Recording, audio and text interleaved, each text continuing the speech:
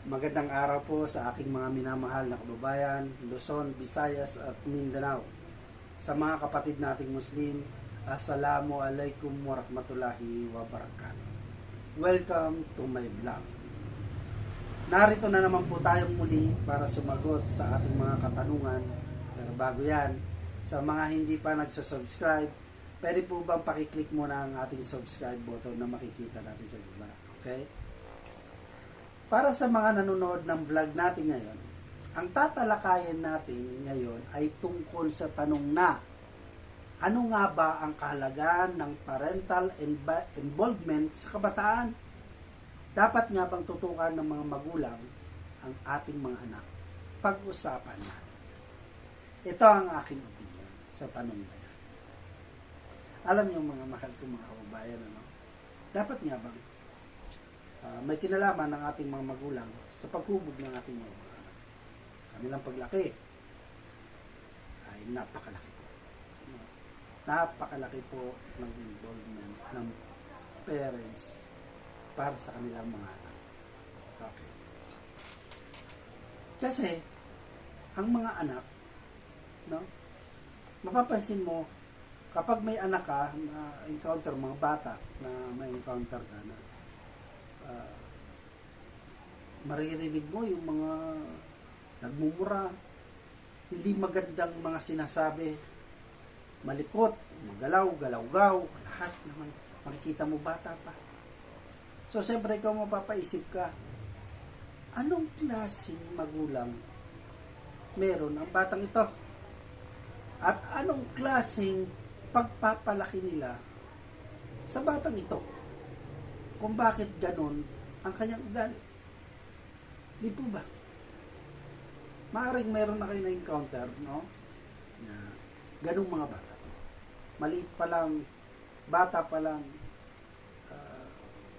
yung mga hindi dapat karapat-dapat sa isang bata na naririnig mo sa kanya. So, ano ba yung pagpapalaki ng kanilang magulang sa kanila? So siguro mapaiisip ka.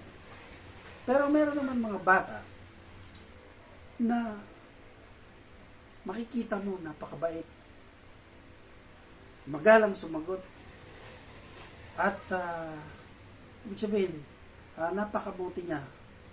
Naiisip mo na kagad na sa paglaki ng batang ito, napakahusay, napakabait.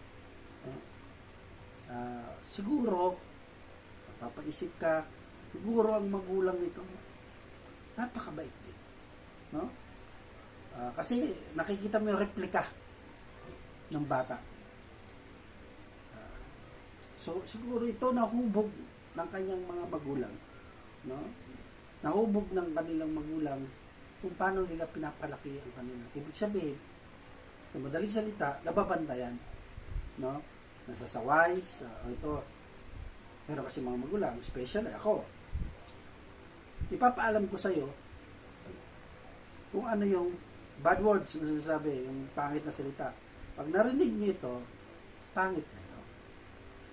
Huwag niyong i-apply sa sarili niyo. Huwag niyong i-apply sa kausap niyo.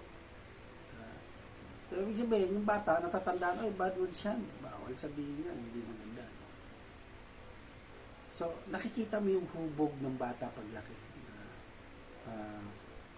Ibig sabihin, pagdating ng panahon, makikita mo itong batang ito ay may magandang bukas na hinaharap, mararating ka kasi sa maganda.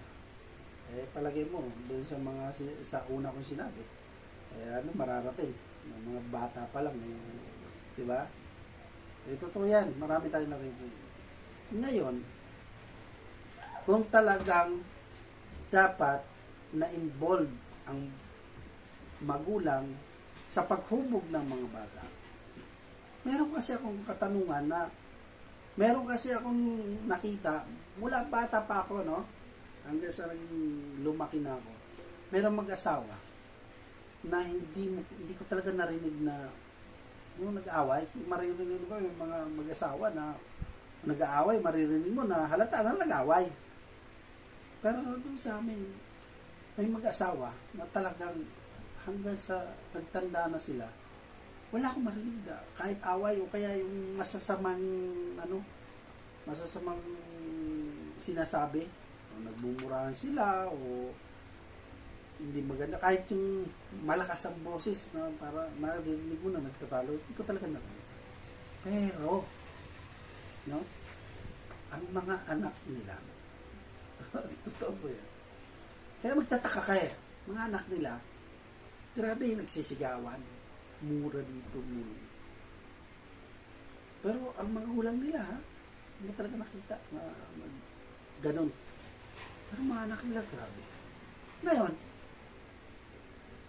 saan nang galing ang ganoong pangyayari na ang magulang mababait o mabubuti, pero ang mga anak, mga salbahe. Alam nyo, pumapasok dito yung environment, no? Yung kung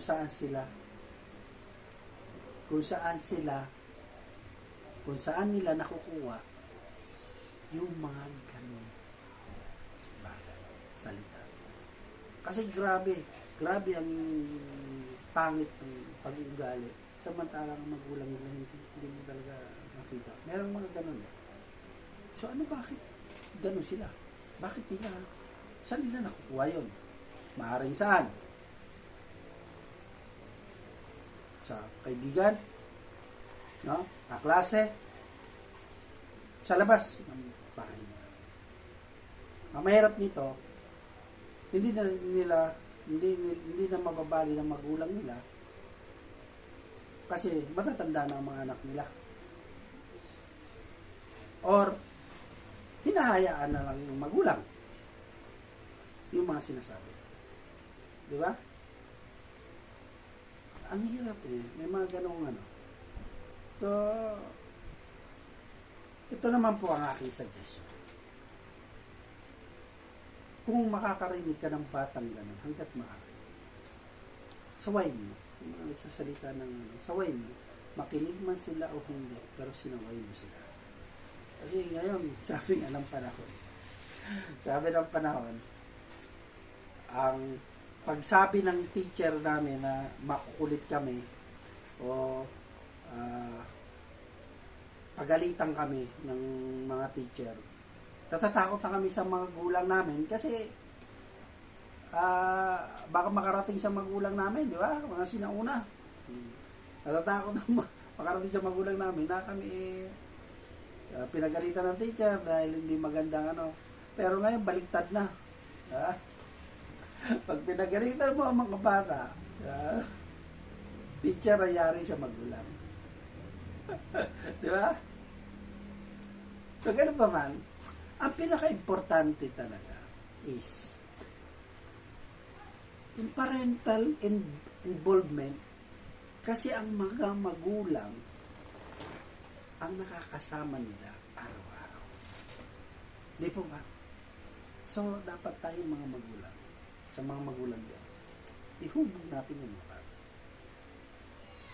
Lumiko man sila sa kanilang mga landas, pero tayong mga magulang, itinutuwid natin sila. Sabi nga sa kasabihan, walang matinong magulang ang magtuturo ng kasamaan sa kanyang mga anak.